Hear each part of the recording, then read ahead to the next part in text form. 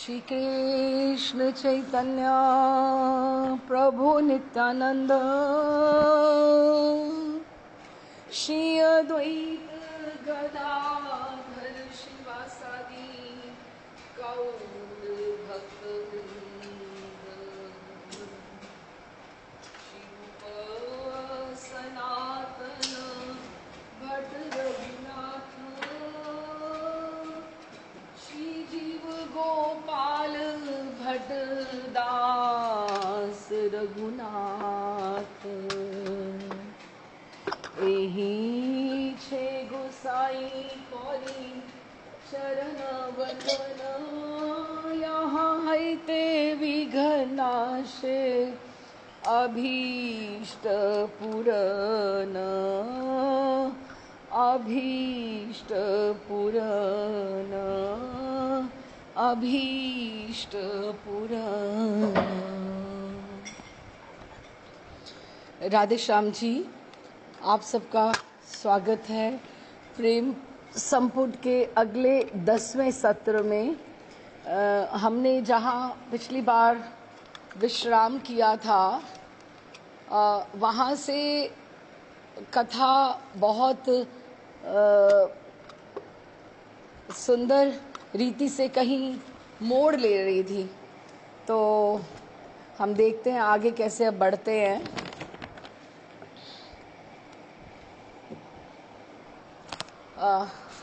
In fact, I had sent you all the last link also to recap the last time's episode. पर हमने अभी जो देवांगना है प्रिया जी से, प्रिया जी का स्नेह कैसा है और वो ठाकुर जी को किस तरह से प्रेम करती हैं इसको जानने के लिए ठाकुर जी देवांगना के वेश में उनके पास आए हुए हैं। और प्रिया जी निसंकोच होकर जैसे सखियों से बात करती हैं, मंजरियों से बात करती हैं, ये सोचने की बात है कि जब अगर ठाकुर जी को भी उनको बताना पड़ता कि मैं आपसे कितना प्रेम करती हूँ तो शायद प्रिया जी नहीं बता पाती। वो सखियों से बात कर लेती हैं, मंजरियों से बात कर लेती हैं। तो देवांगना जो एक सखी के रूप में उनके पास बैठी है और उनके दुख से दुखी है, तो उनको उनकी बातों का समाधान करने के लिए बहुत सुंदर रीति से उनको प्रिया जी बता रही हैं। धीरे धीरे उन्होंने सब उनको प्रेम के लक्षण बताए। ठाकुर जी ऐसे हैं, वैसे हैं, आपके योग्य हैं ही नहीं, ये भी बोला देवांगना ने। और 2 जिज्ञासाएं जो उन्होंने विशेषता बोली कि एक बार आपको वो संकेत वन में बुलाकर, संकेत स्थान में बुलाकर, तो वो आए ही नहीं, तो वो आपसे प्रेम करते ही नहीं है, उनमें विवेचन शक्ति है ही नहीं। तो प्रिया जी ने क्या उसके लिए उत्तर दिया कि पूरे जगत में अगर कोई किसी को समझने वाला है तो वो केवल और केवल एकमात्र अच्छा जी। तो प्रिया जी जो अपने अंतर मन की जो बातें हैं, अगर वो ठाकुर जी को बता रही हैं निसंकोच होकर, वो शायद ठाकुर जी यूं आते उनके सामने तो उनके सामने उन लज्जा से उनकी बात भी ना उनसे होती, लेकिन उनको वो सखी रूप में पा रही हैं, मंजरी रूप में जैसे सामने हैं, तो जैसे 2 बहनें बात कर लेती हैं, 2 सखियां बात कर लेती हैं, तो इस तरह से अपने अंतर मन की बात अंतर के वो पढ़ते वो खोल कर बता रही हैं प्रिया जी ठाकुर जी को कि, और उनकी जिज्ञासाओं का समाधान कर रही हैं। जिज्ञासा उनकी 2 ही थी। एक तो ये थी जिज्ञासा कि ठाकुर जी में किसी को भी प्रेम करने के लिए जैसे सब धान पसेरी। अब एक देखो ना, धान आप सुखाने के लिए रखो, सारे धान एक जैसे हैं। अब आप उसमें से विशेष किसको चुनोगे? एक चने आप रख दो, चना तो सारे चने एक जैसे ही है ना, एक जैसे ही, आप डिफरेंशिएट कैसे करोगे? तो ठाकुर जी में ये शक्ति है ही नहीं वो तुम्हें भी प्रेम करते हैं, तुम्हें भी प्रेम करते हैं, तुम्हें भी करते हैं, और तुम्हें भी करते हैं, और तुम्हें भी करते हैं, वो सबको ही प्रेम करते हैं। तो उन्होंने कहा नहीं, ऐसी बात नहीं है ठाकुर जी। देखो, एक सेल्फ कॉन्फिडेंस, एक आत्मविश्वास कितना है प्रिया जी में ठाकुर जी के प्रति, कि बेचारे उनको जाना पड़ता है। हाँ, और रास्ते में किसी ने बुला लिया, कोई ले गया, तो उनको जाना पड़ता है, क्योंकि उनको सबके घर भरने पड़ते हैं। क्यों? क्योंकि उनका स्वभाव ही ऐसा है कि जो जो उनको प्रेम करता है उसका वो बर्तन, वो खाली पात्र नहीं लौटाते हैं। अब इससे एक बात क्या स्पष्ट होती है ये सारी कॉन्वर्सेशन से, कि हमारे भी जो बर्तन है वो खाली लौटाई नहीं जाएंगे। ये कितना बड़ा आश्वासन है, ये कितना बड़ा आश्वासन है कि आप अगर अपनी तरफ से 100%, चाहे वो 10%, 5% ही हो, आप अपनी तरफ से 100% आप कर लो, तो वो ठाकुर आपका बर्तन पात्र खाली लौटाने वाला नहीं है, वो आपको वैसे देगा ही देगा। ठीक है, एक तो ये बात हो गई। और हमने एक ये भी बात करी थी कि दूसरे के निकुंज में जाकर जो पवन थी उसने ठाकुर जी को मूर्छित अवस्था में एकदम से झकझोर के कहा, प्रिया जी आपकी प्रतीक्षा कर रही है, जल्दी चलिए। तो ठाकुर जी पहली फुर्सत में जैसे हम सोचें कि आज हम बहुत व्यस्त है, पर लेकिन मुझे पहली फुर्सत में कोई काम करना है, तो ठाकुर जी ने इतना भी नहीं सोचा कि वो अपने रति चिन्ह जो हैं वो दूसरे कई निकुंज से आ रहे हैं तो वो उसको मिटाकर जाएं। क्यों?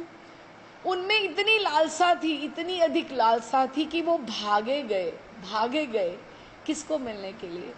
प्रिया जी को मिलने के लिए। क्यों? क्योंकि प्रिया जी का विरह उनको इतना अधिक था कि दूसरी के निकुंज में होने के पश्चात भी वो प्रिया जी के दुख से आहत थे। ठीक है, ये भी बात हुई।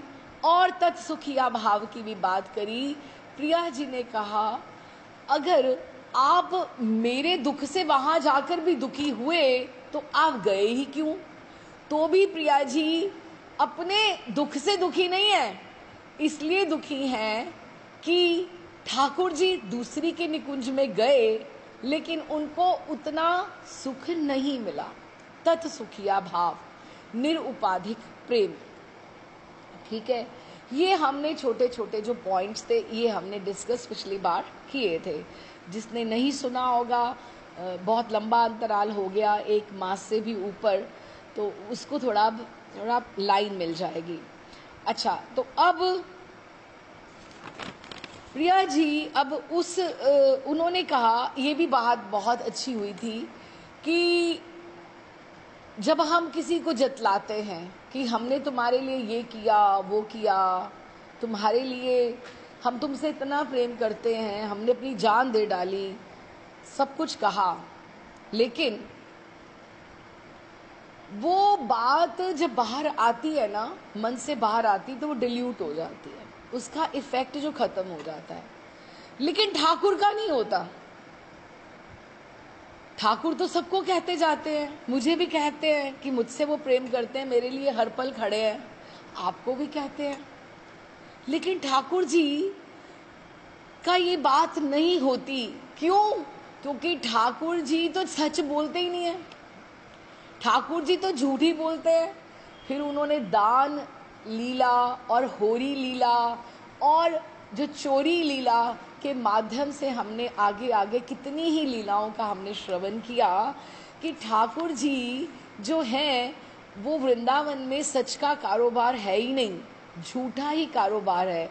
इसलिए जब वो किसी से प्रेम करते हैं ना, तो उनका वो भाव नष्ट नहीं होता। लेकिन आपके मुख से जब बात निकलती है ना किसी के लिए, तो आपको उसी समय लगता है कि इसका प्रभाव हो गया, खत्म हो गया। ठीक है, चलिए अब आगे जाते हैं। तो प्रिया जी कहते हैं, ये विवेचन विश्वनाथ चक्रवर्ती पाद कह रहे हैं कि ठाकुर जी और प्रिया जी दोनों ही अपने प्रेम को छिपाते हैं, दोनों ही छिपाते हैं, सामने तो कोई बताता ही नहीं है। लेकिन प्रिया जी का जब विरह इतना बढ़ जाता है, इतना बढ़ जाता है कि जैसे हम बोले कि सांस लेने की भी जगह नहीं रही, एकदम से सब कुछ ब्लॉक हो गया, तब प्रिया जी का प्रेम एकदम से आता है बाहर।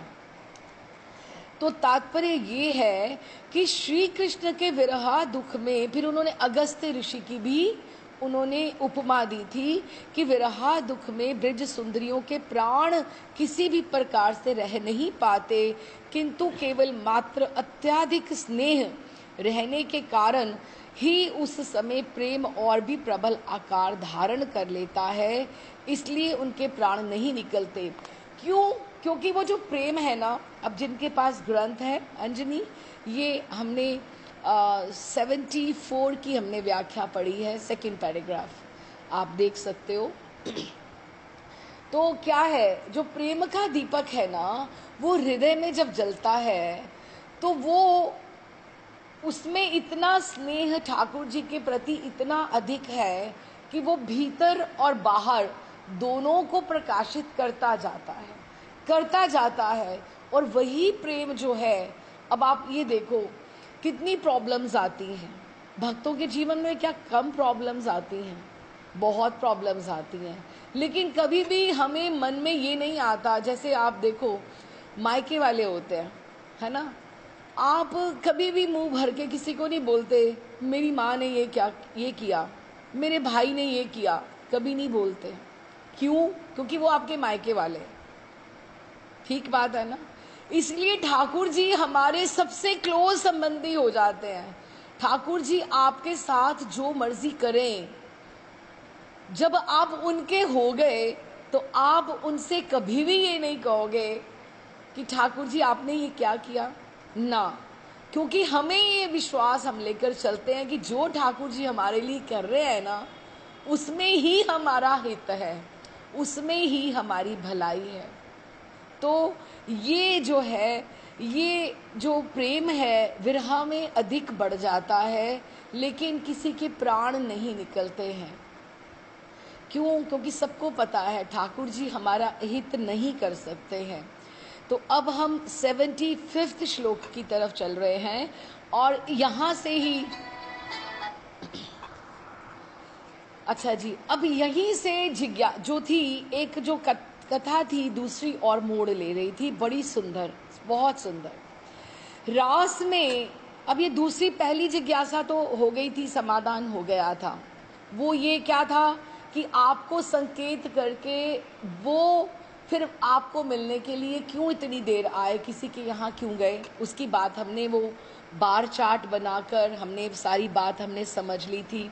अब ये दूसरी जिज्ञासा है कि कोई ऐसा कैसे कर सकता है, कोई प्रियतम, कि आप विहार करते करते ठाकुर जी सब सखियों के बीच में से आपको अलग ले गए और फिर वहां जाकर आप रति श्रांता थी, थकी हुई थी, तो आपको उन्होंने कैसे त्याग दिया, आपका परित्याग कैसे कर सकते थे।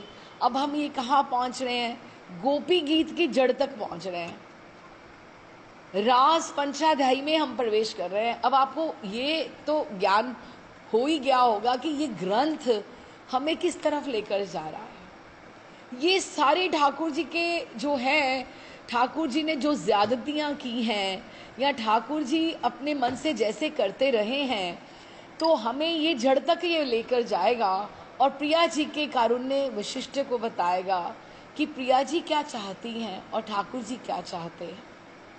ठीक है, हम ग्रंथ से ही समझेंगे। रास में कठिन तो फिर होगा, रास पंचाध्यायी की हम बात कर रहे हैं, ठाकुर जी को समझने की और प्रिया जी को समझने का प्रयास कर रहे हैं। तो रास में श्री कृष्ण ने समस्त गोपियों का परित्याग करके, तुम्हें पता है देवांगना, केवल उन्होंने मेरे साथ विहार किया था। ठीक है, अब हम इकट्ठे चलते हैं। कहाँ चलें? वंशीवट, गोपेश्वर महादेव के पास। ठीक है, वही वंशीवट जहाँ पे ठाकुर जी ने ध्वनि वो चलाई थी, वंशी ध्वनि बजाई थी, हम वहीं वापस चलते हैं।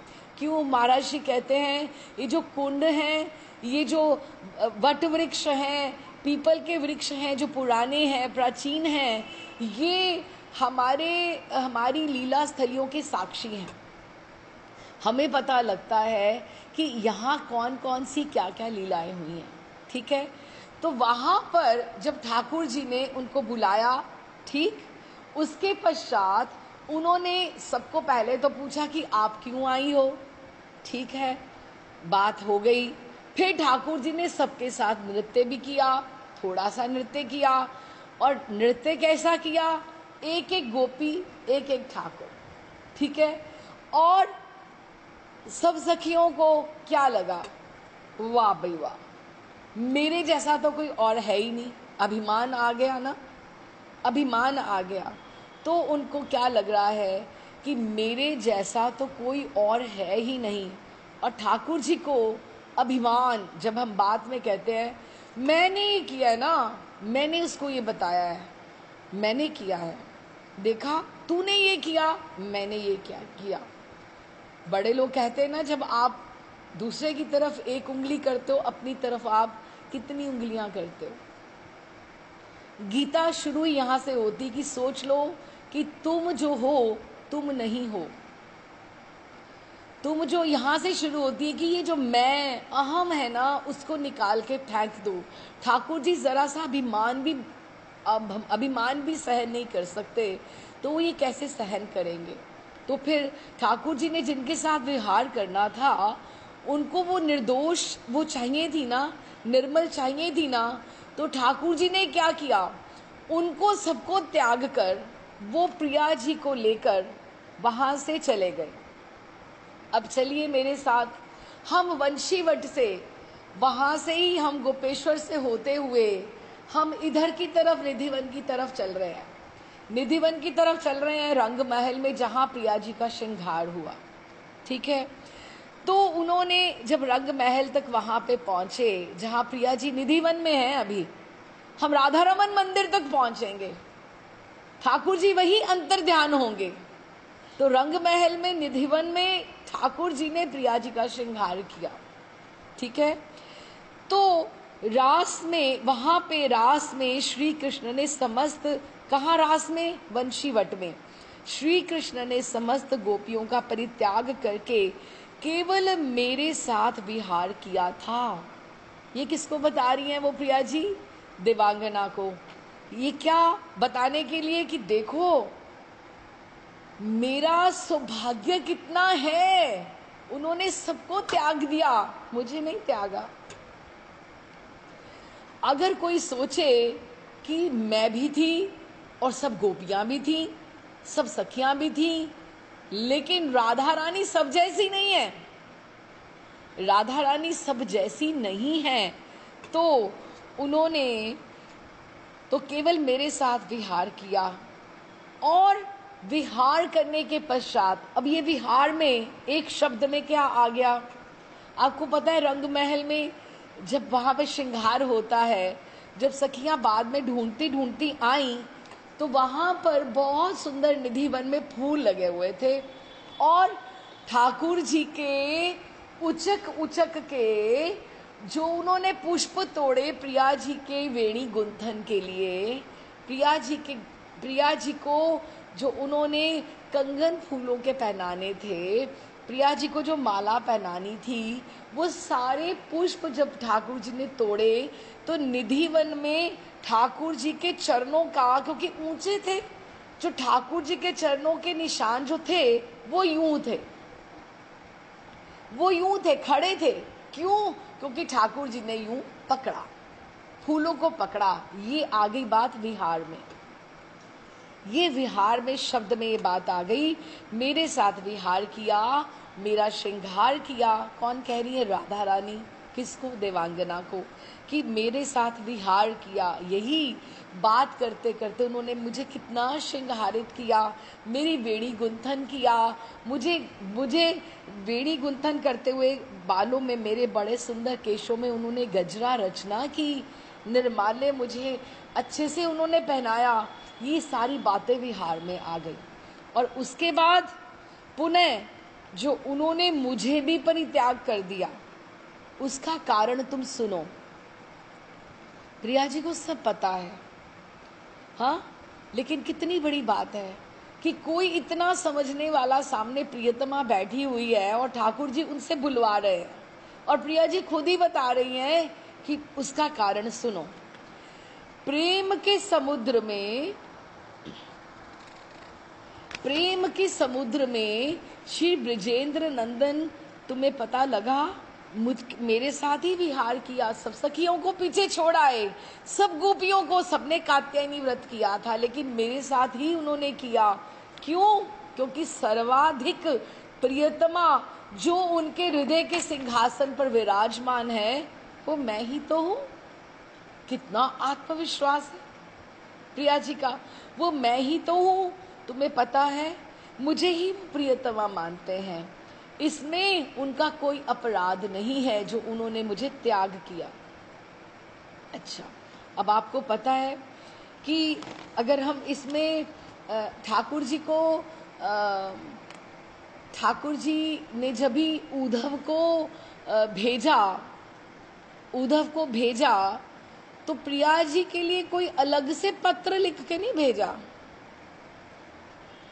प्रिया जी के लिए अलग से पत्र नहीं लिखा, माँ के लिए अलग, माँ और बाबा और वो ये सब, इनके लिए एक अलग, और सब गोपियों के लिए अलग एक। उसमें राधा रानी भी आ गई। तो राधा रानी को बिल्कुल पसंद नहीं उद्धव। क्या बोले कि मुझे ऐसा पंचायती दूत नहीं चाहिए, मैं क्या सब जैसी हूँ, मेरे लिए कोई विशेष कोई बात नहीं भेजी ठाकुर ने। तो उन्होंने सीधी उद्धव से बात नहीं करी, वो भ्रमर से बात करती रही, क्योंकि उनको वो पंचायती दूत पसंद नहीं आया। ठीक है ना? तो इसीलिए ठाकुर जी उनको प्रियतमा को सबसे अलग करने के लिए लेकर तो गए, विहार तो किया, लेकिन फिर त्याग भी दिया। अब अगले श्लोक में आएगा कि उसमें में क्या कहते हैं, लेकिन हम इसको एक बार पढ़ते हुए चलें। रासे मयेव ब्रिज विहार विहाय सर्वा, कि रास में केवल और केवल मेरे साथ ही विहार किया, सब गोपियों का, सखियों का श्रृंगार नहीं किया, मुझे ही उन्होंने चुना। सतत्रापि माँ यद मुचत शुण तस्य तत्वम, तुम मेरी ये बात सुनो हे देवांगना, इस रास के तत्वों को तुम समझो। प्रेम अम्बुध ब्रिज पुरंदर नंदनस्य, वृंदावन के इंद्र जो सबसे बड़े हैं, उनके नंदन जो ठाकुर जी हैं, उनका प्रेम का सागर कितना बड़ा है कि वो केवल और केवल मामेव मंतु रधिका न कदापि मंतु, कि वो किसी और को नहीं मानते हैं, वो मुझे और मुझे ही केवल मानते हैं। देखो, एक ठाकुर जी, प्रिया जी का नाम है राधिका। हाँ, राधिका, महाराज जी बहुत सुंदर बताते हैं ये बात। हाँ, राधिका नाम है। राधिका मतलब जो आराधना करती है, किसकी? ठाकुर जी की, राधिका। लेकिन कभी कभी वो हो जाती है आराधिता, उसकी भी पूजा होती है। कौन करता है?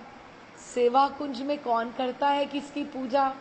ठाकुर जी करते हैं ना, बैठो पे लोटत राधिका पायन, वो पूजा करते हैं ना। तो सेवा कुंज की जो राधिका है वो आराधिता है। निधिवन की जो राधा रानी है वो आराधिता है, वो राधिका नहीं है। आप समझ पा रहे हैं ना, वो आराधिता है। हाँ जी, अच्छा जी। तो ये जो निधिवन की ये बड़ी माइन्यूट बात है कि एक तो हुई राधिका। राधिका कौन है?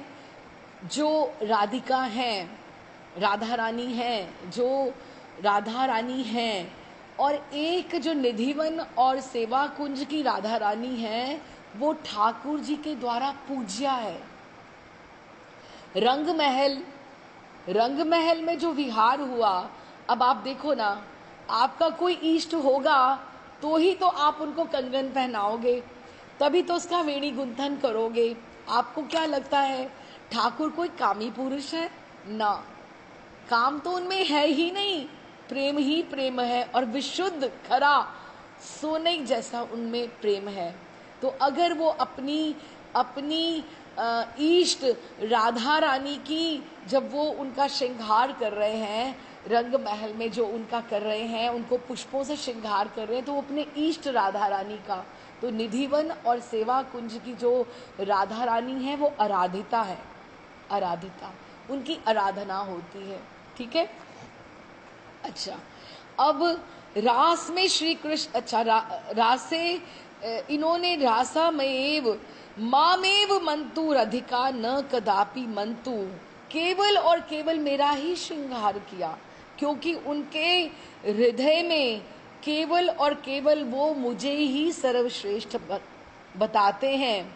और मेरा सौभाग्य सभी सखियों के मध्य में स्थापित करने के लिए कि मैं आई एम डिफरेंट, मैं सब सखियों जैसी नहीं हूं, मुझे वो अलग भी इसीलिए लेकर गए। अच्छा, तो फिर त्याग क्यों किया? अगर तुम्हारा सौभाग्य स्थापित करना था तो रहते तुम्हारे साथ, रहते ना तुम्हारे साथ, फिर क्यों किया त्याग? कहते मैं उसका भी उनका अपराध कोई नहीं है, मेरे प्रियतम का कोई अपराध नहीं है, मैं बताती हूँ क्यों किया उन्होंने। देखो, ऐसी प्रियतमा जो बिना बताए सब समझती हो। अच्छा, क्या बोली? इसका कारण ये है कि श्री कृष्ण ने मुझे अनुपम सौभाग्य रूप दिव्य रूपी रत्न सिंहासन पर बिठाया, रंग महल में बिठाया ना, श्रृंगार किया, सौभाग्य दिया। अब देखो, सौभाग्यवती जैसे किसको आशीर्वाद देते हैं, सौभाग्यवती भाव, वो क्या क्या होता है? आप कोई 100% कोई लेडी हो, कोई 100% इतनी गुणी हो, लेकिन उसका पति उसको प्रेम ना करे, पति उसका प्रेम ना करे, तो उसका ये सौभाग्य किस अर्थ का? उसका श्रृंगार कोई अर्थ नहीं है। ऐसी कोई भी ऐसा दुष्प्ररब्ध नहीं हो सकता कि किसी में इतने गुण हो, इतना श्रृंगार करे, इतना सुंदर हो, लेकिन पति ही प्रेम ना करे। लेकिन जिसका पति जिसको प्रेम करता है वही सौभाग्यवती होती है, वही सौभाग्यवती होती जो केयर करता है, जो प्रेम करता है।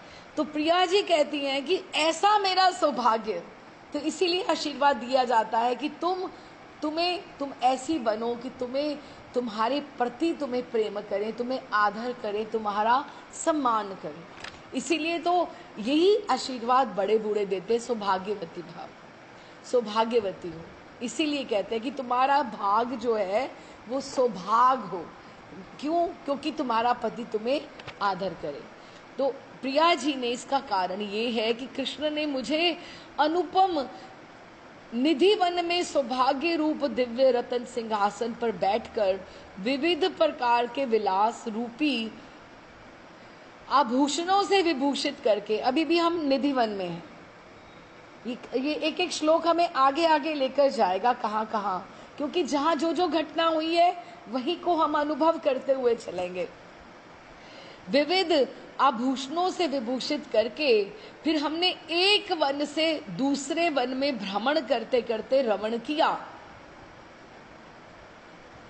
अब आपने एक बात नोटिस करी, अब ये निधिवन में थे, अब एक वन से दूसरे वन में गए, कहाँ? सेवा कुंज में। सारे एक ही वन है, वहां पे एक ही है सारा, सेवा कुंज और निधि वन में कोई दीवार नहीं है। और एक वन से दूसरा वन में क्या किया? रमण, रमण। अब राधा रमन तो यहीं से प्रकट होंगे ना, जो वो कर रहे हैं, गति आ गई ना, वो एक वन से निधि वन के पास ही तो है राधा रमन। ठीक है, तो वन में भ्रमण करते करते रमन किया। और उस समय, अरे दिवांगना तुम सच मानना, अन्य कांताओं को स्मृति पथ पर भी वो लेकर नहीं आए, एक बार भी उन्होंने किसी का नाम नहीं लिया। कि कोई सखी, कोई चंद्रावली, कोई पद्माशैव्या, कोई सुनंदा, कोई उजरी, कोई भी पाटला, किसी का नाम नहीं लिया उन्होंने, या किसी भी सखी का नाम नहीं लिया। मैं जानती हूँ उनके स्मृति पथ पर केवल और केवल मैं ही थी, और मुझे ही उन्होंने सिंहासन पर बिठाया। देखो कितना आत्मविश्वास है प्रिया जी का, और उसको डुलाने के लिए ठाकुर जी स्वयं आए हैं, लेकिन प्रिया जी का आत्मविश्वास देखो। हाँ, अन्य कांताओं को स्मृति पथ पर भी वो लेकर नहीं आए। अच्छा, और मुझे उन्होंने इतना श्रृंगार किया।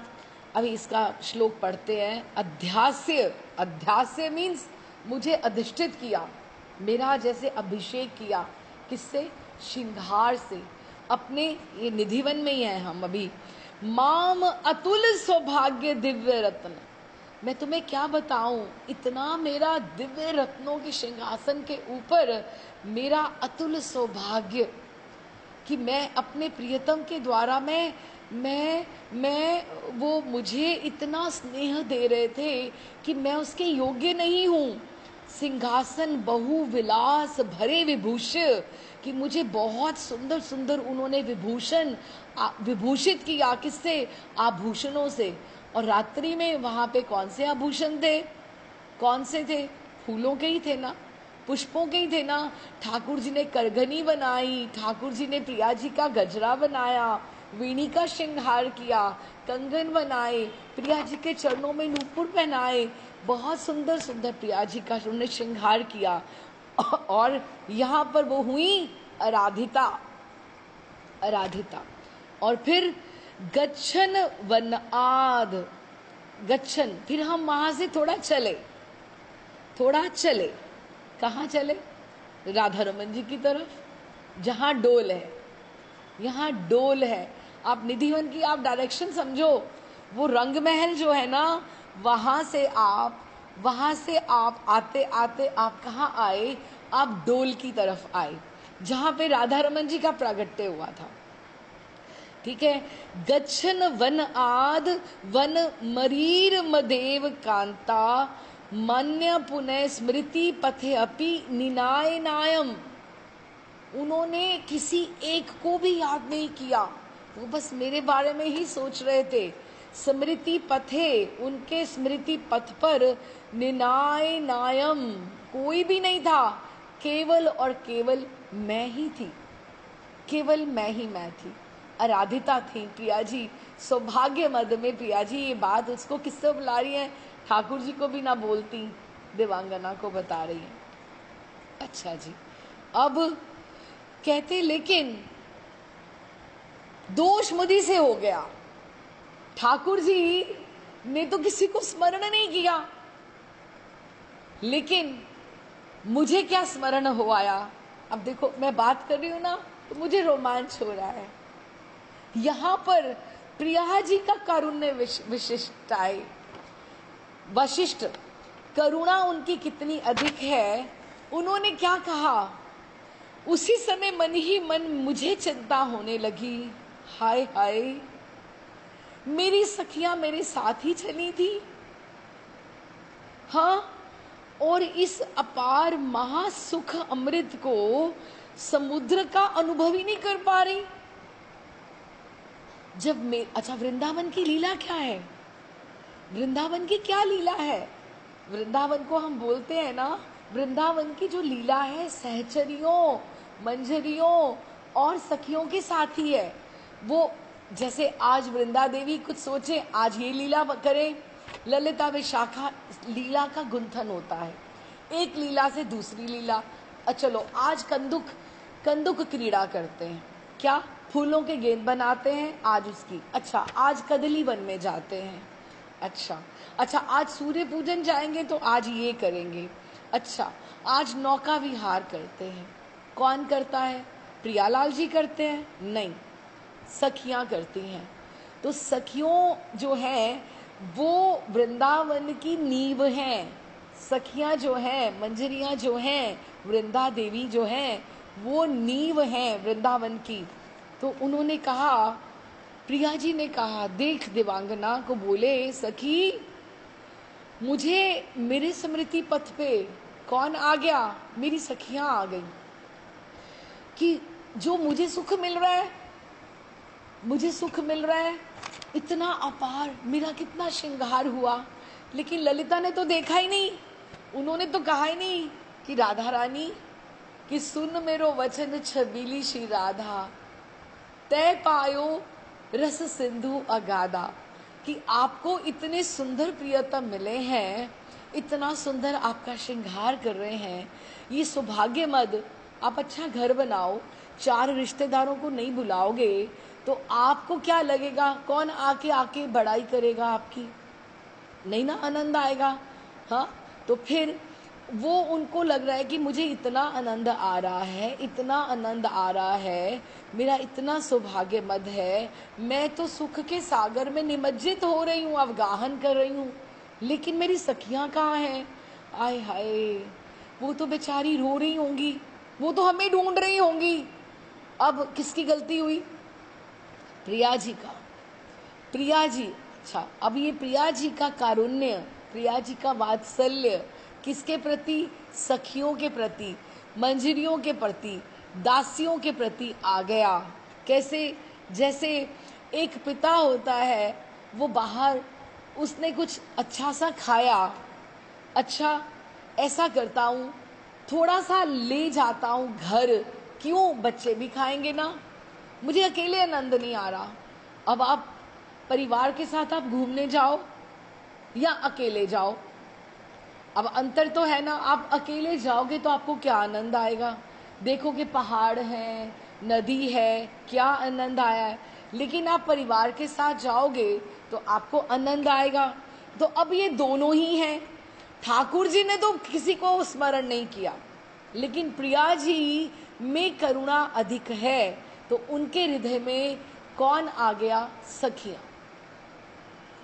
सखियां आ गई उनके हृदय में। ओहो, ललिता पता नहीं क्या कर रही होगी, कौन से वन में भटक रही होगी, हो सकता है वो मुझे ही देखने के लिए चल पड़ी हो, तो क्या करूं मैं? अच्छा, उसी समय मैं मन ही मन चिंता करने लगी, हाय मेरी सखियां इस अपार महासुख अमृत का, समुद्र का अनुभव नहीं कर सकी हैं। वे हमारे विरह ज्वर में कि प्रिया प्रियतम कहाँ चले गए, इस विरह ज्वर में अत्यधिक संतप्त होकर ना जाने कहाँ कहाँ भटक रही होंगी वो तो बेचारी। और देखो, मैं यहाँ पे इतना मुझे सुख मिल रहा है, और प्रिया जी कहाँ हो, सखिया मेरी कहाँ होंगी, और हमारे विरह में हमें ढूंढ रही होंगी। अब देखो ना, अब जैसे एक बार जैसे उन्होंने बोला, कोई आचार्य ने बोला कि प्रिया जी और प्रियतम बैठे हैं, और प्रिया जी को किसी ने कहा कि आप बहुत सौभाग्यशाली हो कि आपको ये ठाकुर प्रियतम ऐसे प्रियतम मिले हैं, है ना। तो कहते हैं नहीं नहीं नहीं नहीं नहीं, नहीं। ठाकुर जी कहते हैं, जो सखियां उनके पक्ष की थी, कहते हैं नहीं नहीं नहीं नहीं नहीं, हमारे ठाकुर जी बहुत भाग्यशाली हैं जो उनको प्रिया जी जैसी मिली है। प्रिया जी जैसा कौन? कोई भी नहीं है। जितने प्रिया जी में गुण हैं, ऐसे इतने गुण किसमें होंगे? नहीं है। तो फिर वो कहते हैं कि नहीं नहीं नहीं नहीं नहीं, नहीं। हम सखियां जो हैं, हम जो साधक हैं, हम सबसे भाग्यशाली हैं जो हम दोनों का सुख ले रहे हैं। हम इस पक्ष के भी हैं और हम इस पक्ष के भी हैं। हाँ, हम दोनों का, प्रिया लाल जी दोनों का ही सुख हम ले रहे हैं। तो क्या हुआ कि सखियां जो हैं, वृंदावन की जो लीला है वो सखियों के बिना जमती ही नहीं। सखियों ने निकुंज की व्यवस्था करनी है, सखियां जो हैं उनको श्रृंगार बनाना है, सखियों को संकेत वन में प्रिया जी को पहुंचाना है, फिर सखियों ने देखना है प्रिया जी लाल जी को क्या क्या चाहिए। उनकी ना तो ठाकुर प्रिया लाल जी की होरी है, ना दिवारी है, ना उनकी श्रावण लीला है, कौन झूला झुलाएगा। तो सखियां जो हैं वही वही वही वृंदावन की मूल में है, वृंदा सखी अधिष्ठात्री हैं और सब सखियां पूरी की पूरी लीला जोड़ने वाली हैं। अच्छा, अब इसका श्लोक पढ़ते हैं 77। किंचित मयेव मनसेव विचारित तम। थोड़ा सा मेरे मन में ये बात आ गई, किसके? प्रिया जी की। मैंने थोड़ा सा विचार किया, ओहो, हयेत महोत्सव सुधा अम्बुदी अत पारम। इतना मुझे रस मिल रहा है, सुधा की अम्बुदी, सुधा का सागर, अमृत का सागर, उसका पारावार नहीं है। मुझे इतना मिल रहा है, मेरे लिए महोत्सव हो रहा है, महोत्सव जैसे इतना बड़ा उत्सव हो रहा है। लेकिन नेवानव भुनमम सखी तितराव्यो सा, मेरी सखियां ही नहीं है, मेरे पास कोई है ही नहीं है। विश्लेषा संग रधुता कवम ना किम करोती। वो कहाँ होंगी, वो किधर गई होंगी? मुझे उनका भी तो ध्यान रखना चाहिए, वो तो मेरी ही आश्रित है। तो फिर अप्रिया जी का करुणा वशिष्ठ आया ना, ठाकुर को नहीं आया लेकिन प्रिया जी को आया। अब आगे बढ़ते हैं कि प्रिया जी जैसी कोई करुणामयी नहीं है, तो उन्होंने क्या कहा, ठाकुर जी को बोलती हैं, यदि हम दोनों इस स्थान पर क्षण भर बैठ जाएं। अब ये कौन सा स्थान हम पहुंचे हैं? डोल पे, डोल पे पहुंचे हैं। निधिवन से, वंशीवट से चले, वहां से हम लोग आगे आए और हम निधिवन में प्रिया जी का श्रृंगार हुआ और वो आगे बढ़े वन की तरफ, इधर की तरफ, तो वो डोल में बैठे हैं। क्योंकि उन्होंने नाम ही रमण प्रयोग में लेकर आए हैं, नाम, वो रम रहे हैं, वो चल रहे हैं, रमन कर रहे हैं प्रिया जी के संग में। कहते हैं कि यदि हम दोनों इस स्थान पर क्षण भर भी बैठ जाएं, अगर बैठ जाएं तो क्या होगा? तो इधर उधर भटकती हुई सखियां शीघ्र ही इस स्थान पर आकर हमें मिल सकेंगी। अभी जैसे होता है ना, कभी आप ग्रुप में आप जा रहे हो तो आपकी गाड़ी आगे निकल गई तो पिछली गाड़ियां पीछे रह गई, तो आप सोचते हो कि एक साइड पर हम गाड़ी खड़ी कर देते हैं या धीरे धीरे चलते हैं, तो सारा का सारा जो ग्रुप है हमारा इकट्ठा हो जाएगा। कितनी सही बात है, ऐसे ही होता है ना।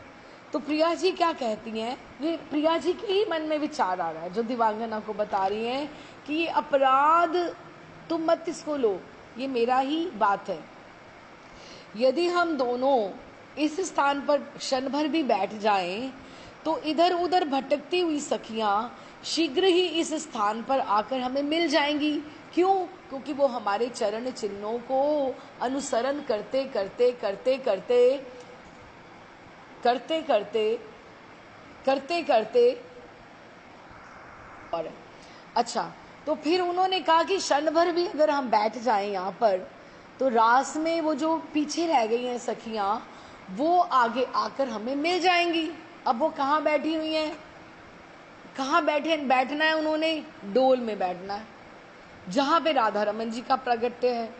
ठीक है, तो फिर इस प्रकार चिंता करके मैंने कहा, अब ये मैं कौन है? राधा रानी। हे प्रियतम, अब बहाना लगाया, क्या? मैं थक गई हूं, मुझसे चला नहीं जा रहा है, अतएव हमें कुछ समय के लिए इसी स्थान पर विश्राम करना चाहिए।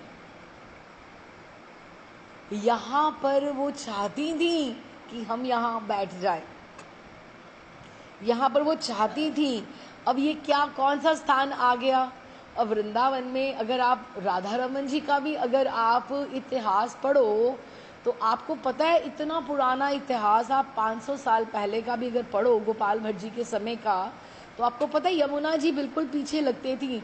रात को बड़ी बार लंगर पे डाल के ठाकुर जी को नौका में सुलाया जाता था, इतनी यमुना जी पास में थी।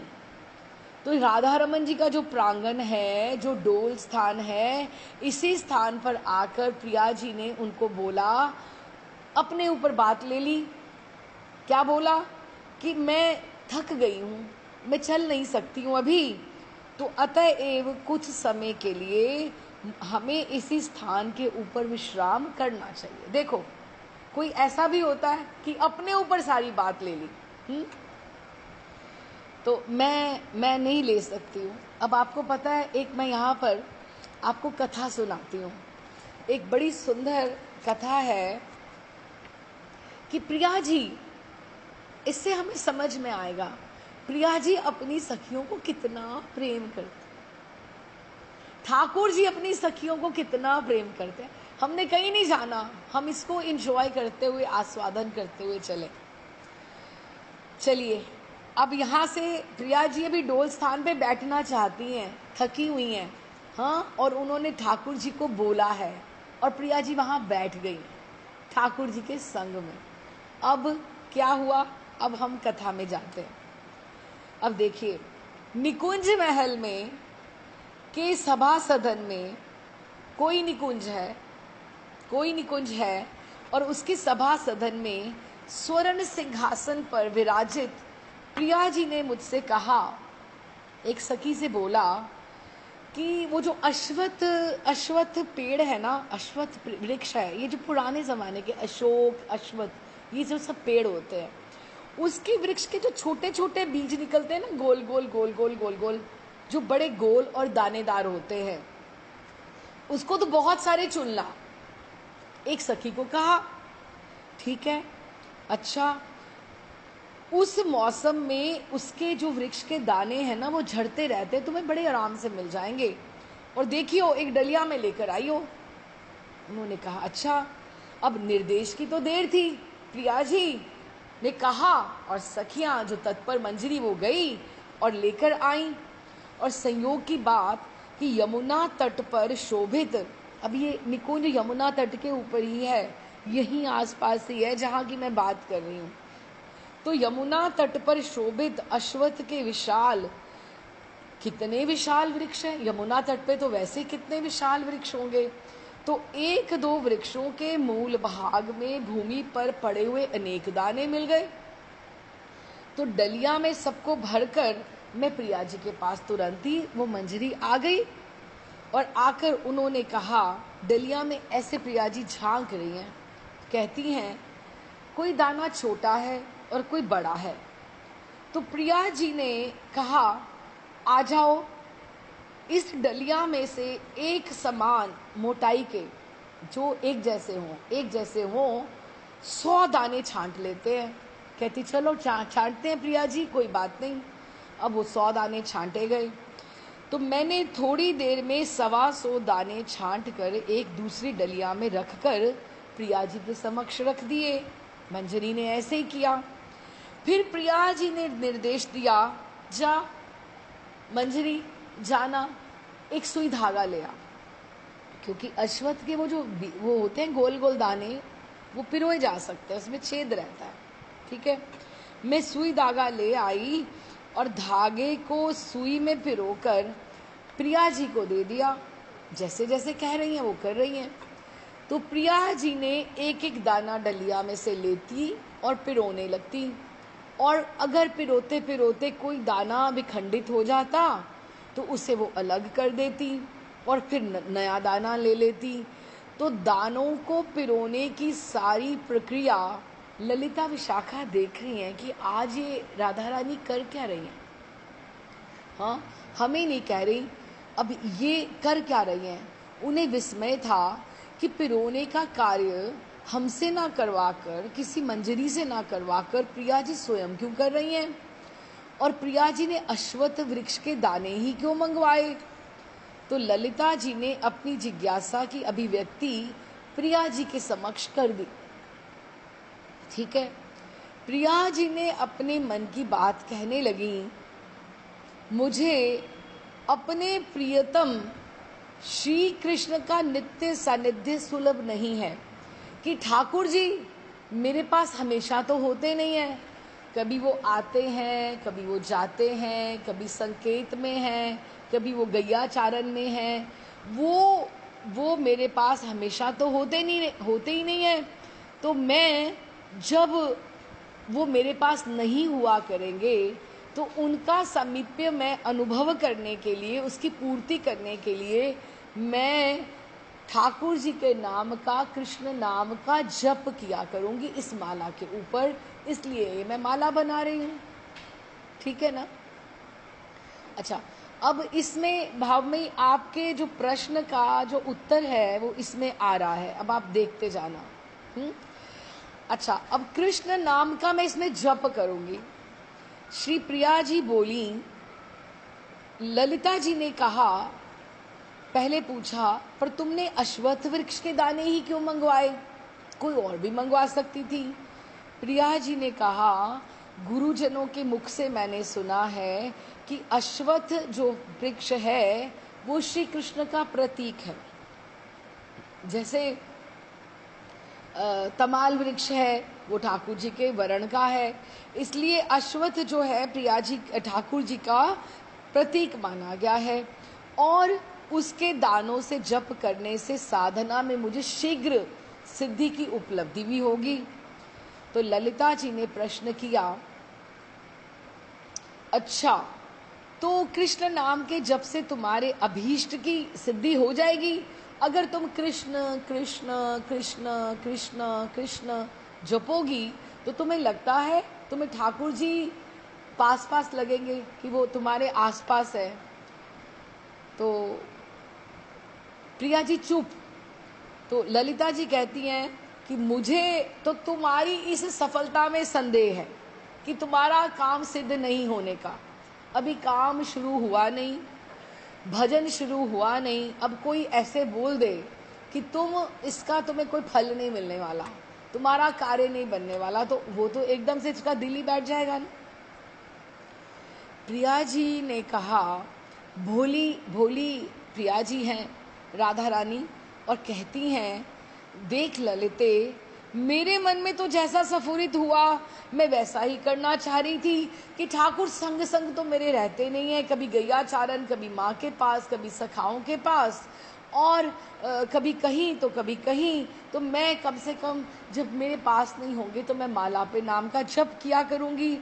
लेकिन अगर तू कह रही है कि इससे सिद्धि नहीं हो सकती, तो तू बता मैं क्या करूं? तू तो बहुत समझदार है, ज्ञानी है, तुम्हें तो सब शास्त्रों का ज्ञान है, लेकिन मेरी तो बस एक ही यही अभिवांछित एक यही बात है कि श्री कृष्ण की सन्निधि, कि श्री कृष्ण का सामीप्य मेरे साथ निरंतर बना रहे, कि मुझे ऐसे सदा ही अनुभव हो कि वो मेरे पास है, मेरे पास वो है। तो उन्होंने इस तरह से उनको बोला। हाँ, तो ललिता जी ने कहा, अरे मेरी भोली बहन, तेरे भोलेपन की सराहना किन शब्दों में करूं? तू इतनी भोली है, तुमने ये प्रश्न मुझसे पहले क्यों नहीं पूछा? मैं तुम्हें एक इतना सरल उपाय बताती हूँ कि देखना कि ठाकुर जी तुम्हारे पास ही आएंगे, एकदम से आएंगे। श्री प्रिया जी ललिता जी से बात भी कर रही हैं और साथ साथ में दानों को पिरोती भी जा रही हैं। अभी तो माला बनी नहीं है, तो पहले डिस्कशन हो रही कि मंत्र का जप कौन सा होने वाला है।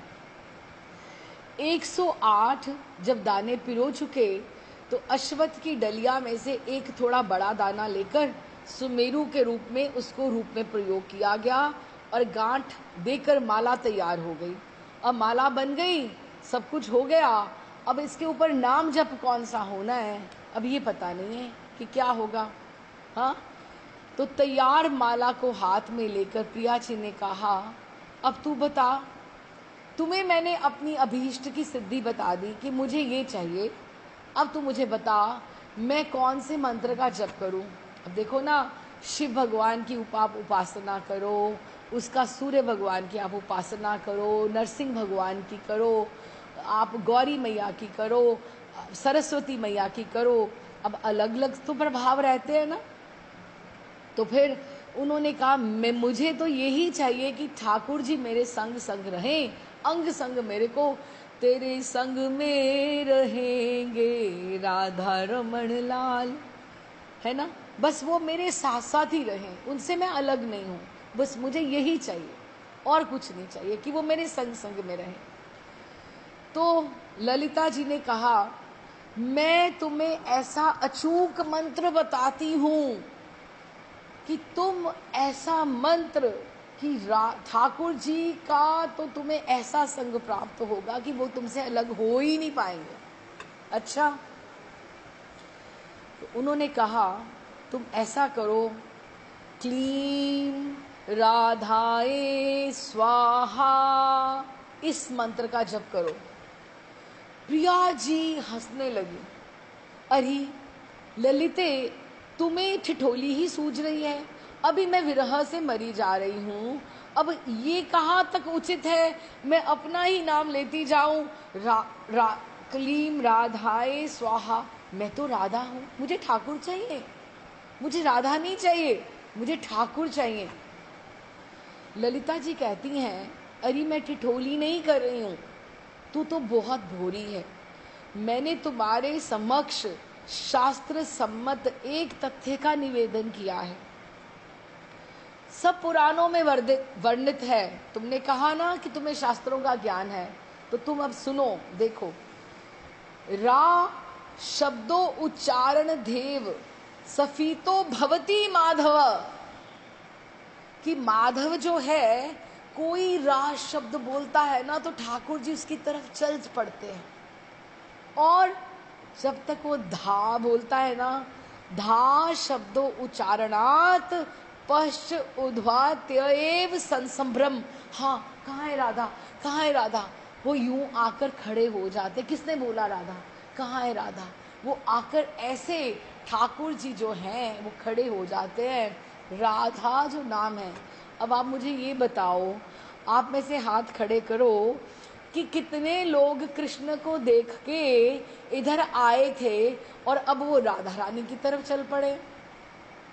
हम सभी उसी कैटेगरी में है ना, हम सभी उसी कैटेगरी में आते हैं ना। तो अब ये कौन गुरु, ये गुरु मंत्र कौन दे रहा है, कौन गुरु कौन है, ललिता जी गुरु हैं। सर्वोपरि सर्वश्रेष्ठ सखी जो हैं, प्रिया जी की भी जो आगे बढ़ के हैं, वो ये मंत्र दे रही हैं। तो इसका अर्थ ये है कि रा शब्द का उच्चारण सुनते ही माधव एकदम से सफीता है, हर्ष से फूल जाते हैं। अच्छा, मेरी प्रिया जी का नाम किसने लिया, किसने लिया, वो इधर देखते हैं उधर देखते हैं, और धा शब्द का उच्चारण जब तक होता है बड़े सत्कार के साथ, अच्छा कहाँ है राधा, कहाँ है राधा, वो उनके आगे आ जाते हैं। हमें भी क्या सीख मिल रही है कि अगर कृष्ण को पाना है तो तुम्हें रागानुगा भक्ति ही करनी पड़ेगी,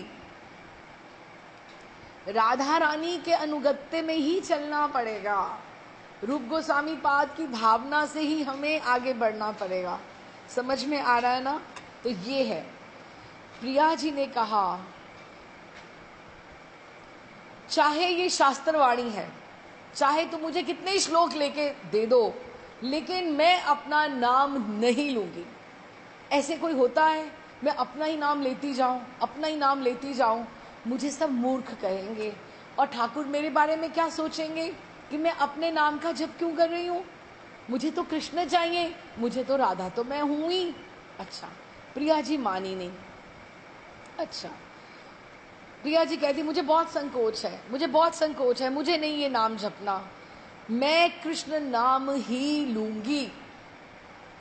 तो ललिता जी कहती मैंने तो तुम्हें इतना सरल उपाय बताया था, अब तुम नहीं मानती तो जा, जो मर्जी कर, जैसे तुम्हारी इच्छा है तो कर। अब आप प्रिया जी का, अब आप वो देखो, इस समय निकुंज भवन के एक एकांत कक्ष में एक उन्होंने अरुणिम ऑरेंज कलर का एक ऊनी आसन बिछाया है, और प्रिया जी उस पे सिद्ध आसन में ऐसी चौकड़ी मारकर विराज गई हैं और अश्वत्थ की माला हाथ में ली है, और प्रिया जी के नेत्र निमीलित हो गए। और क्या, दाहिने कर पल्लव में माला है, और क्या कह रही हैं, अब सारी सखियां देख रही हैं कि अब क्या होगा, प्रिया जी नाम जप कर रही हैं और प्रिया जी ने मंद स्वर से बोलना प्रारंभ किया। क्या बोली?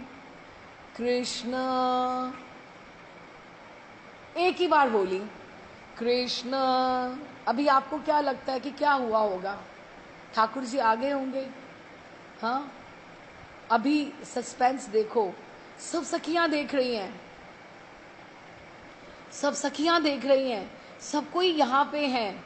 तो कृष्ण नाम का उच्चारण किया और एक माला का मन का सरक गया।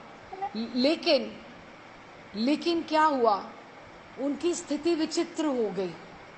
अब राधा रानी कृष्ण का नाम लें तो क्या स्थिति हो जाएगी? अब आप देखो भाव। प्रिया जी का तो भाव की तो बात ही हम क्या करें। उनको वो तो ना तो दूसरा नाम हुआ और ना ही दूसरा मन का आगे सरका। वो एक ही मन का सरका, लेकिन प्रिया जी की स्थिति विचित्र होगी। ना दूसरा नाम का उच्चारण हुआ, ना ही माला का दूसरा मन का सरका। प्रिया जी को तो एक ही बार नाम लेने से भाव समाधि लग गई। कृष्ण नाम जब उन्होंने लिया तो कृष्ण नाम में इतना रस उनको आया, कृष्ण का श्रृंगार आया, कृष्ण की मुखाकृति आई, कृष्ण की लीला आई, कृष्ण का सब आया कि वो उनको एकदम से भाव समाधि लग गई और अंतर्मुखी वो हो गई।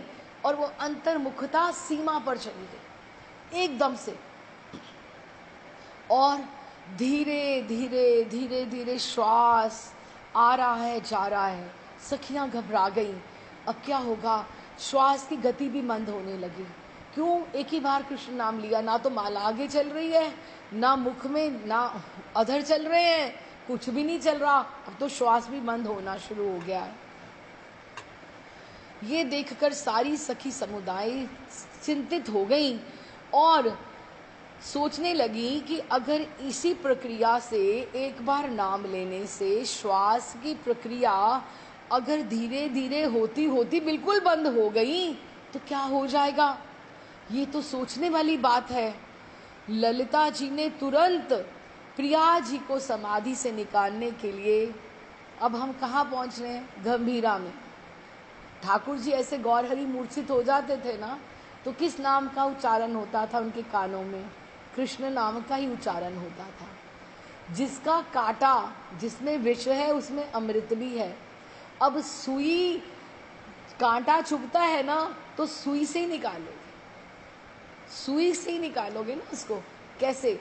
जहां गिरते हो धरती के ऊपर, धरती पर हाथ रखकर ही उठोगे, है ना? तो फिर उन्होंने क्या किया? प्रिया ललिता जी ने जोर जोर से सखियों के संग कृष्ण नाम का उच्चारण किया। जब नाम का उच्चारण किया तो उनकी अंतर्मुखता जो थी वो प्रिया जी बाहर आई। उन्होंने नेत्र खोले। ललिता जी ने कहा, राधे तू जप करने बैठी थी, देख कितनी मालाएं हो गई तेरी। हाँ, तो प्रिया जी ने देखा ये तो एक भी माला नहीं हुई और एक ही मन का सरका। तो कहते और नहीं तो क्या, तेरी तो समाधि लग गई, जब तो तेरे से होगा हुआ ही नहीं, अब समाधि लग जाएगी। तो अब तुम क्या हो गए? तुमने रसगुल्ला खाया कि तुम रसगुल्ले हो गए। अब जो खाने में आनंद है, रसगुल्ला खाओ तो आनंद भी है, लेकिन मैं ही रसगुल्ला, मैं ही मीठी बन जाऊं तो मुझे क्या आनंद मिलेगा? कोई कुछ मिलने का नहीं है। तो कहती तू भजन कर रही है या समाधि लगा के बैठ रही है, समाधि से तुझे कुछ ना मिलने का। तो प्रिया जी ने सचमुच नेत्र खोलकर देखा, अच्छे से माला की ओर देखा। अरे ये तो जप चला ही नहीं, ये तो समाधि ही चली लग गई। केवल एक ही दाना सरका है और इतना समय व्यतीत हो गया। और ठाकुर के विरह में इतना समय, मैं तो उल्टा चाहती थी कि मुझे ठाकुर का सामिप्य मिले और ये उल्टा ठाकुर जी का विरह हो गया। अच्छा, तो प्रिया जी एकदम से भोली बालिका की तरह कहने लगी, ललिते अब तू बता ना, मैं अब कौन से नाम का आश्रय लूं? ललिता जी ने कहा, मैं तुम्हें एक उदाहरण देती हूँ, तुम मेरी पहली बात नहीं समझी ना, तो मैं तुम्हें एक उदाहरण देती हूँ, उससे तुम मेरी बात के मर्म को समझ जाओगी। क्या राधा राधा नाम जपने से ही कृष्ण मिलेंगे? राधा के अनुगत्य से ही कृष्ण मिलेंगे, क्योंकि करुणा वशिष्ठ जो है वो राधा रानी में ही है। ठाकुर को अगर अपने समीप कोई ला सकता है तो राधा रानी ही है। हाँ, तो वो ललिता जी ने उदाहरण दिया कि देखो 2 वर्ष का एक बालक है, वो बार बार माखन माखन माखन कह रहा है।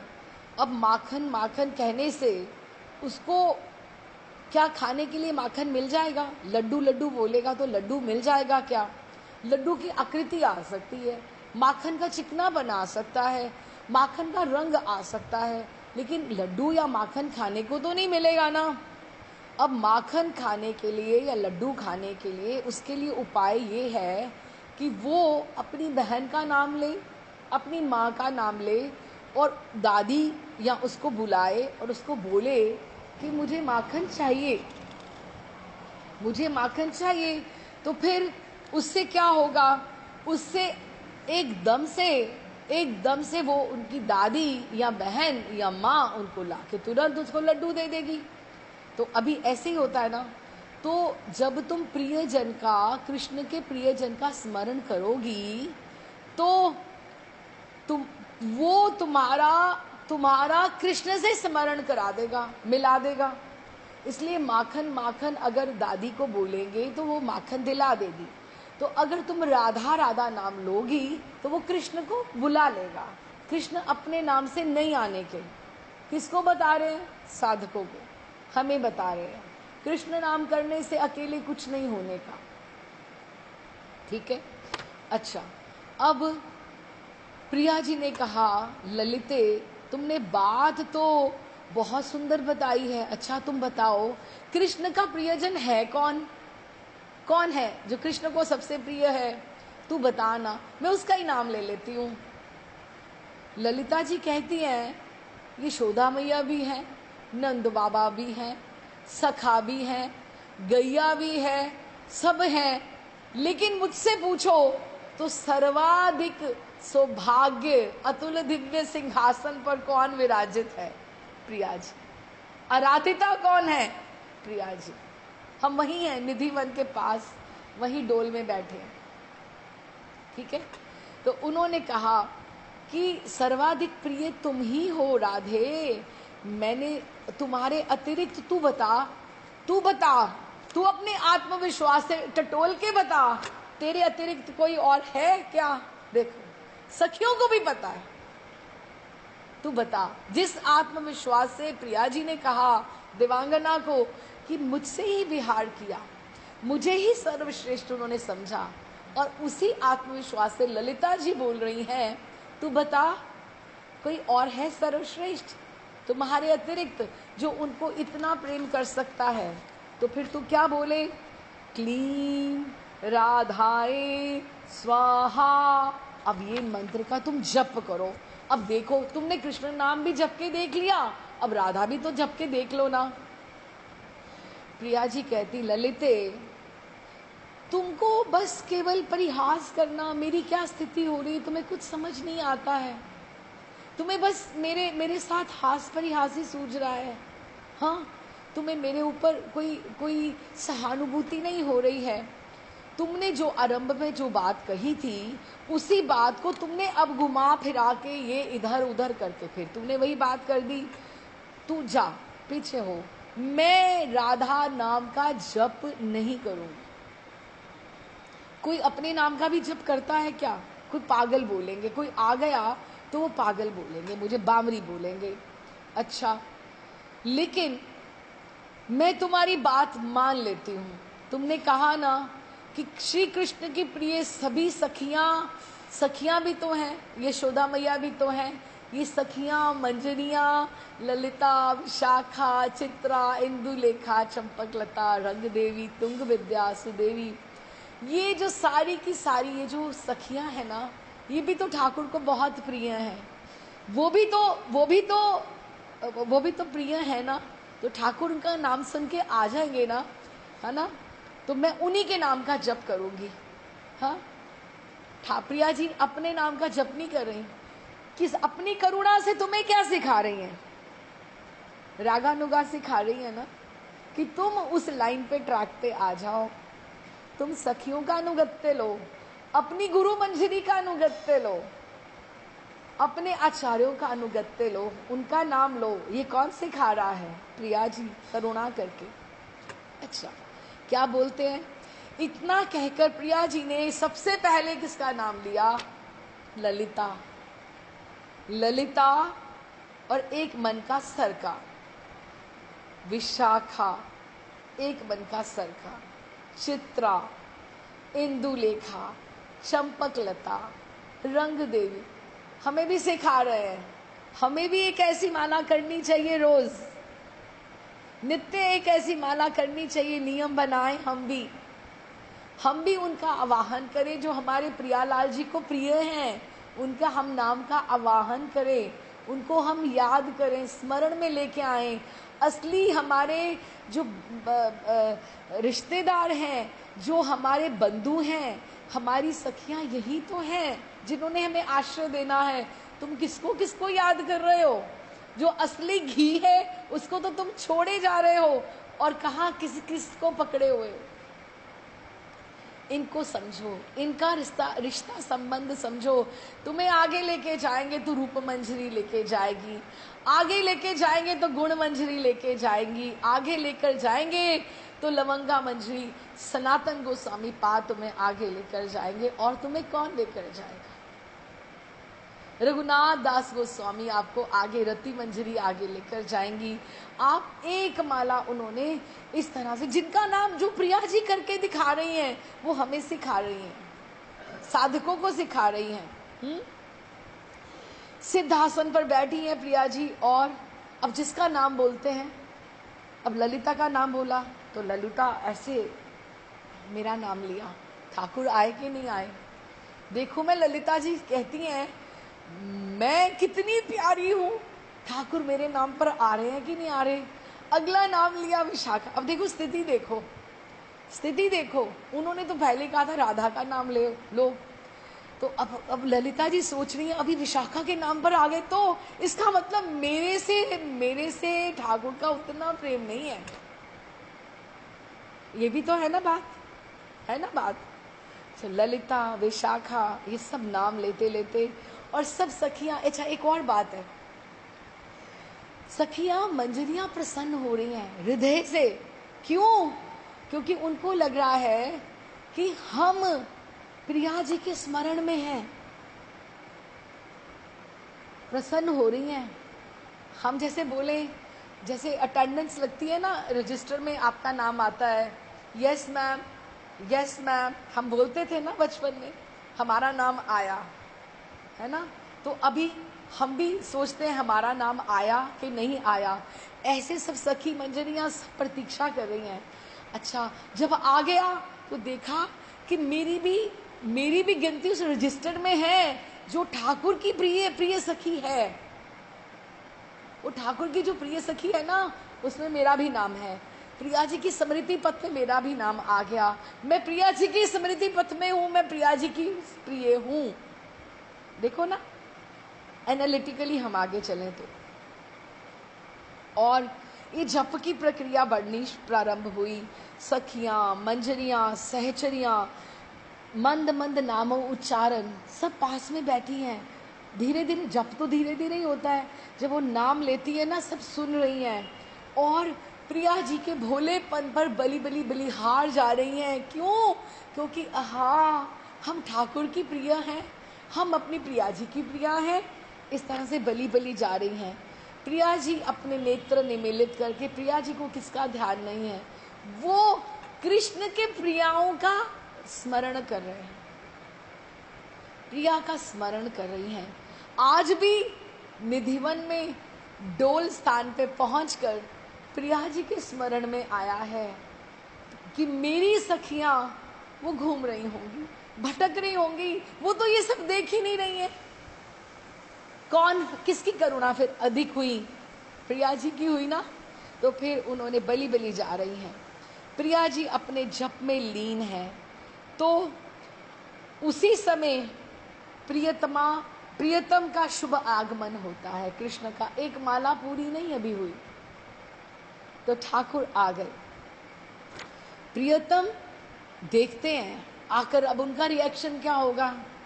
प्रिया जी सिद्ध आसन में बैठी हैं और देख रहे हैं सखियां, मंजरियां, सहचरियों का नाम उच्चारण कर रही हैं प्रिया जी, और माला की मणियों को सरका रही हैं, निरंतर जप कर रही हैं, और अत्याधिक एकदम से आत्म केंद्रिता है, एकदम से उनका आत्म केंद्र है। ललिता, विशाखा, चित्रा ऐसे बोल रही हैं, सबका नाम रूप याद कर रही हैं। प्रियतम ने मंद मंद मुस्कुराते हुए सखियों की तरफ दृष्टि डाली और पूछा, ये आज क्या लीला हो रही है, ये आज क्या बन रहा है, What's being cooked here? कि अब ये क्या हो रहा है, आज ये प्रिया जी को क्या सूझ गया। ललिता जी ने कहा, जी आपको क्या बताएं प्यारे जू, प्रिया जी की अभिलाषा है कि उन्हें अपने प्रियतम श्री कृष्ण की नित्य सन्निधि की उपलब्धि किस प्रकार हो, और इसीलिए इसी उद्देश्य की सिद्धि के लिए वो सिद्ध आसन पर बैठकर कृष्ण के आपके प्रियजनों का नाम उच्चारण कर रही हैं। प्रियतम कहते, ललिता अब प्रिया जी को भीतर से बाहर निकालो, अब मैं आ गया हूं। ऐसी सखियों के नाम जपते जाएंगे तो सखियां तो नॉन एंडिंग स्टोरी, कितने गिनोगे, सखियां तो कितनी करोड़ों की करोड़ों, अब कितनी का नाम आएगा। पहले तो दूसरों का नाम आएगा, फिर धीरे धीरे यूथ आते जाएंगे। ललिते इनको बाहर निकालो। ललिता जी भी यही चाह रही थी कि प्रिया जी यूं निकले कि ठाकुर तो आ ही गए, कि मैं अपनी बात इनको प्रूव कर पाऊं। देखा कि मैंने कहा था ना कि कृष्ण से नाम से तो समाधि लगेगी, लेकिन कृष्ण के प्यारों की बात करोगे तो कृष्ण आ जाएंगे। अब देख लो, आ गए, रिजल्ट आ गया आपके नाम जप का। ललिता जी प्रिया जी के कान में कहती हैं, राधे तुम जो चाहती थी ना, तुम्हारे जप का फल उपस्थित हो गया है। अपने नयनों को खोल, देख तेरे सामने कौन आया है। प्रिया जी ने अपने नेत्र खोले। प्रियतम को देखते ही जब देखा तो उनके उल्लास की सीमा नहीं रही।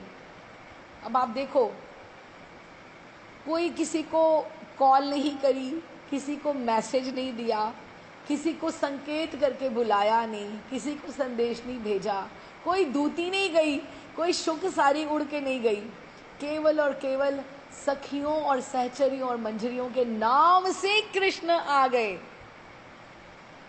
हाँ, तो उन्होंने प्रियतम को जब देखा तो उनके उल्लास की सीमा नहीं रही, और एकदम से प्रिया जी ने उठ के ठाकुर को आलिंगन दिया।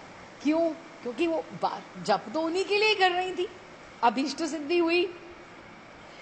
तद उपरांत सखियों ने प्रियतम की पुष्प से आरती उतारी और जय जयकार का उच्च घोष किया। ये सारी प्रक्रिया संपन्न होने के उपरांत प्रिया जी ने पूरी की पूरी बात प्रियतम को सारा वृतांत सुनाया, और आज कहा कि आप आज जो मुझे मिले हो ना, आपको पता है आप किसकी कृपा से मिले हो? आपके दर्शन का सौभाग्य आज मेरी सखियों के नाम जप के प्रताप से और प्रभाव से प्राप्त हुआ है। अब हम ये सोचें कि हमें अपनी परंपरा को अनुगत्य में अपनी सखियों मंजरियों का अनुगत्य कितना आवश्यक है, अपने गुरु मंजरी को साथ में लेकर जाना कितना आवश्यक है।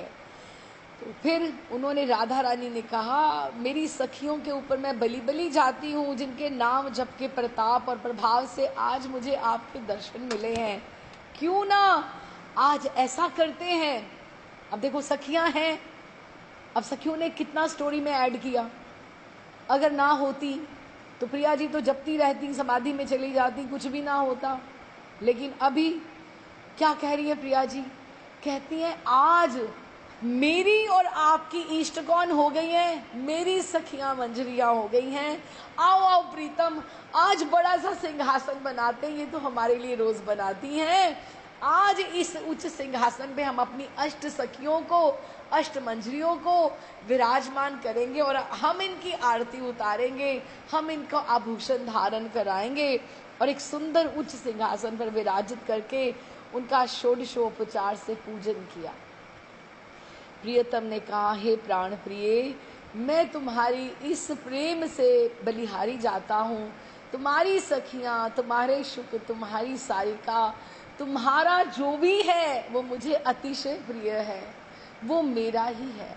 तो फिर इस योजना का हृदय से अभिनंदन किया और सारी की सारी उनकी पूजा की।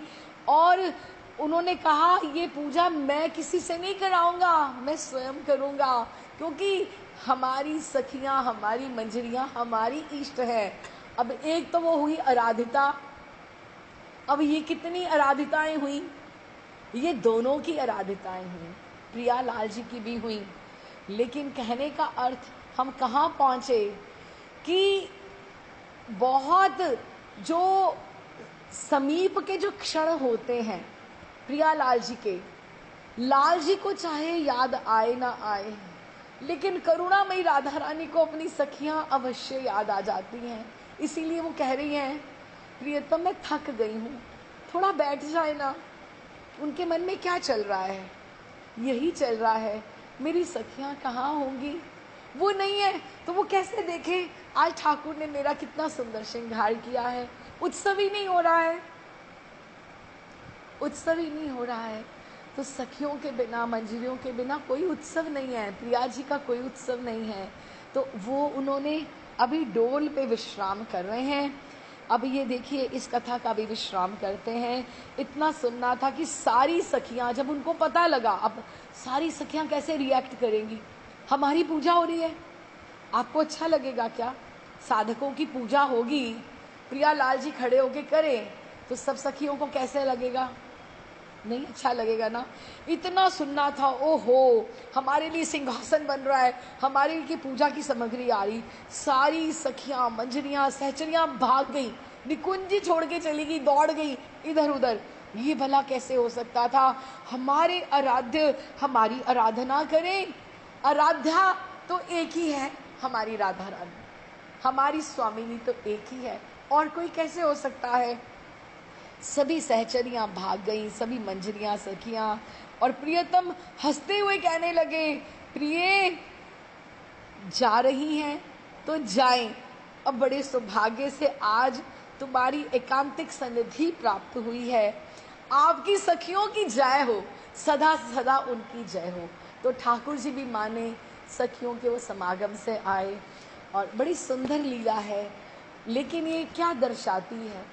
प्रिया जी की सखियां, ठाकुर जी की सखियां, मंजरियां उनके कितने समीप हैं, कितने क्लोज हैं कि जो अटमोस्ट, जो सुप्रीम उनके एकांतिक क्षण भी होते हैं, वो भी उनको पूरे नहीं लगते जब तक सखियां नहीं हो।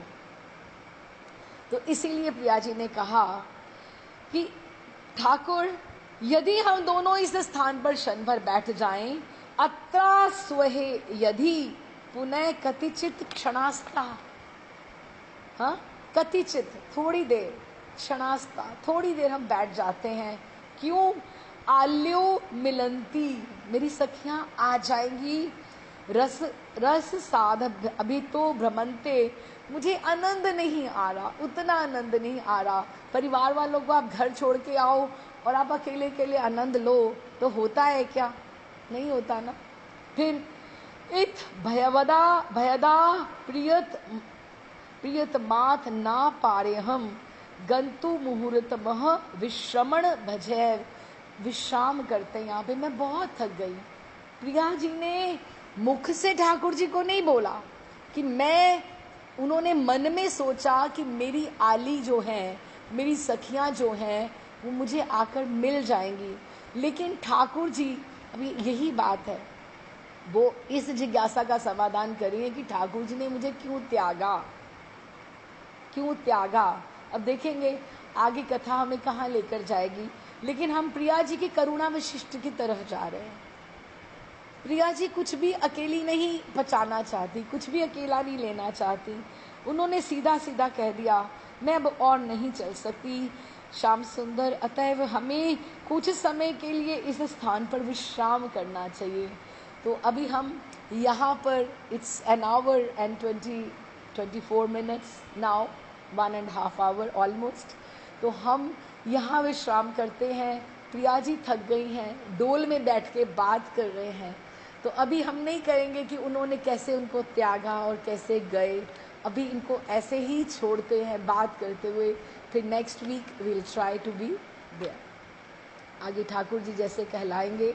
आई होप यू कुड अंडरस्टैंड। मेरी आवाज़ आज अभी बहुत अच्छी नहीं है, ज़ोर भी लग रहा है बोलने में, पर still I am trying a bit, क्योंकि आई वॉन्टेड टू कंटिन्यू।